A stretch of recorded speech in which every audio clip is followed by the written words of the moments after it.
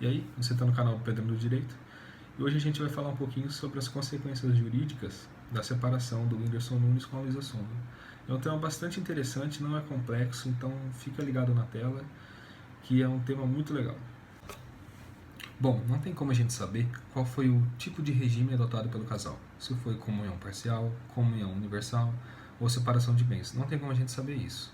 Então aqui eu vou trabalhar com hipóteses para quando vocês estiverem diante de situações como essa, saberem o que fazer, qual resposta escolher na prova, ou o que comentar com algum amigo ou parente. Então é um conteúdo que tem sim sua relevância e deve sim ser discutido cada vez mais. Bom, então quais são os efeitos jurídicos da separação do casal? Primeiro, a gente devia saber o que eles definiram em 2018 quando eles casaram. Mas não tem como a gente saber isso, então não tem como dar uma resposta exata. Mas aqui eu vou trabalhar com 3 hipóteses, que são a comunhão parcial, comunhão universal e separação de bens. Eu vou falar cada uma delas e fazer uma adequação do caso aqui para vocês entenderem. Vou começar falando do mais tranquilo, mais simples, separação de bens. O que acontece aqui? Cada um tem o seu próprio bem, administra o próprio bem. É dele e pronto. Separou, cada um fica com o seu. Isso que acontece na separação de bens. A única ressalva que a gente tem é quando ambos compram um bem ou alguma coisa em comunhão. Aí esse bem ele é dividido, mesmo optando pelo regime de separação de bens, porque os dois compraram juntos. Isso é o básico. Daí você pensa, não sei, vamos colocar o exemplo aqui do Whindersson. Ele tem muitos carros, tem BMW, tem Jaguar, tem jatinho. Isso, ele comprou sozinho, é dele. A Sonza não vai colocar a mão, não vai entrar no divórcio. É dele e pronto, acabou. Agora, e as coisas que a Luísa Sonza tem também, é dela. Os shows, os rendimentos dos shows, os rendimentos com o Instagram, tudo é dela. Os direitos autorais são delas também, então isso não discute. Ou seja, o patrimônio que a Luísa tem de, por exemplo, 20 milhões é dela. O patrimônio que o Whindersson tem de 20 milhões é dele. Não tem partilha nesse caso. O regime de comunhão universal de bens. O que acontece aqui? Os bens adquiridos antes do casamento, os bens adquiridos pelo Whindersson e pela Luísa, eles entram sim na divisão. Pois esses bens eles são considerados, eles fazem parte de um todo, uma universalidade de bens do casal. Ou seja, soma o que eles tiveram antes e o que eles têm depois, o que eles têm agora, e divide tudo. A única ressalva são os bens de uso pessoal e os direitos autorais. Eles não entram. Eles são proibidos e vedados de entrar na divisão, pois é de uso pessoal, é direito pessoal da pessoa. Ou seja, se o Whindersson tiver uma câmera dele, de uso pessoal dele, não vai entrar na divisão. Assim como o da Luísa, os instrumentos da Luísa, então isso não entra na partilha de bens. Agora o regime de comunhão parcial de bens. O que acontece aqui? Os bens adquiridos antes do casamento, o que o Whindersson adquiriu e o que a Luísa adquiriu antes do casamento, não entram na divisão de bens, certo? Isso é padrão.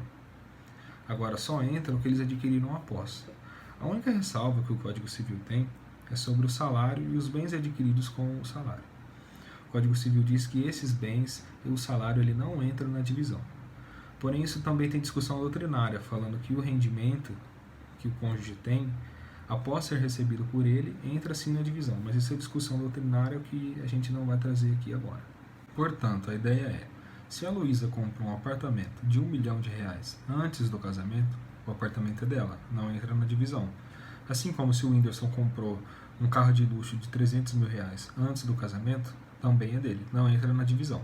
Em síntese é isso, não tem muita discussão, regra básica do Código Civil sobre o regime de bens, o que acontece nos regimes de bens, certo? O único problema que a gente pode ter nesse caso, ou em tantos outros, é o reconhecimento da união estável antes do casamento. Aí a gente tem um problema. Agora vamos falar da união estável, vamos ver se cabe ou não cabe na situação do casal. União estável, convivência pública, duradoura, contínua, com intenção de construir família. Preencheu os 4, união estável, básico. Vamos lá fazer a análise dos requisitos da união estável. 2016 tornou público o namoro, convivência pública preenchida. 2017 estava namorando ainda e pediu um casamento, contínuo e duradoura, provável intenção de construir família. 2018 casou, cumpriu o requisito. Portanto, antes de 2018 pode sim ter caracterizado a união estável entre os dois. Então, reconhecendo a união estável dos dois, antes de 2018, a partir de 2016, os bens adquiridos a partir de 2016 vão entrar sim na comunhão de bens. Vai ter divisão de bens. Por quê? A regra geral é: união estável tem o regime de bens de comunhão parcial. Portanto, o que ele adquiriu antes de reconhecer a união estável é dele. Antes da união estável é dele. Mas depois do reconhecimento da união estável, aí entra sim na divisão de bens. Olha só o problema que tem a união estável. Por que tem muito problema desse? Porque muita gente acaba entrando na união estável sem saber. E o Código Civil, isso tem efeito civil, é considerado. Por isso que a gente tem que tomar muito cuidado. Tá namorando, vai querer casar mesmo, então reconhece a união estável e adota o regime que você quer de bens, para você não ter problema na hora de se separar, para não ter problema na divisão de bens. Escolhe lá o regime, pode escolher o regime, não tem que adotar essa regra geral. Essa regra geral é adotada para quem não escolhe o regime de bens e entra na união estável sem saber. Agora vem outra coisa que também já me perguntaram. O casamento foi religioso. E agora? Tem efeito civil? Obviamente que tem efeito civil. Não é porque o casamento foi religioso que não vai ter nenhum efeito no jurídico, no direito. Lógico que vai ter. O único elemento que falta mesmo para ser considerado um casamento é o registro.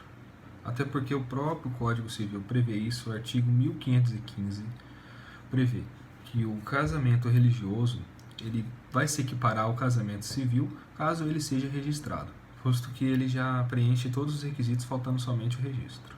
Aí você lê o artigo e você pensa, tá bom, casamento religioso, não registrou, então não tem efeito pro direito. Mas é claro que tem, porque pode sim caracterizar a união estável nesse caso. Não é porque o casamento é religioso que você não vai ter efeitos jurídicos, é claro que tem, tudo é considerado, porque vale a primazia da realidade, é um princípio de direito. O que vale é o que acontece na realidade, ele sobrepõe documentos, contratos, sobrepõe tudo. Portanto, se você está ali mostrando que você está construindo uma família, tem a convivência pública duradoura, contínua, então você não tem para onde correr, vai acabar caindo na união estável, não tem o que fazer. Bom, então é isso. Eu espero que vocês tenham entendido um pouco mais sobre o Instituto do Regime de Bens, do divórcio, o que acontece, o que não acontece, certo? Tentei passar um conteúdo simples e rápido para vocês, eu não queria me estender falando sobre todos os bens que eles têm, o que eles adquiriram antes, o que não adquiriram, até porque são informações que são um pouco mais difíceis de ter acesso, mas a gente tem acesso sim, procurando na internet, porém eu não quis trazer aqui para o vídeo não ficar muito longo, tá bom? Mas tendo essas ideias básicas, vocês conseguem sim raciocinar e ver o que acontece e o que não acontece, tá bom? Então dá um joinha, compartilha e qualquer coisa a gente está aqui.